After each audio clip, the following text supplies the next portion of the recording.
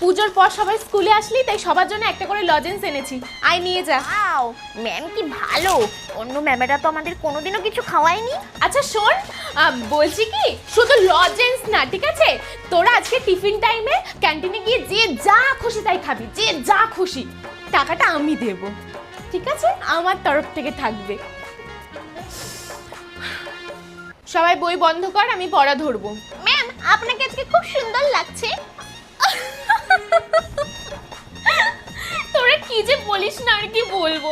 আমাকে জানিস তো সবাই এই একই কথা বলে যে তুমি এত সুন্দর কিভাবে। আমি কি করে বলবো বল? কিন্তু আমি জানিস তো কোনো রকম কোনো মেকআপও করি না, আর নিজের যত্নও নিই না, তাও আমাকে এত সুন্দর লাগে। আচ্ছা, রাজা কুমিরের পিঠে চড়ে বনে যাচ্ছে, এখান থেকে রিডিং পড়। ম্যাম, আপনি এত সুন্দর রিডিং কি করে পড়েন বলুন তো।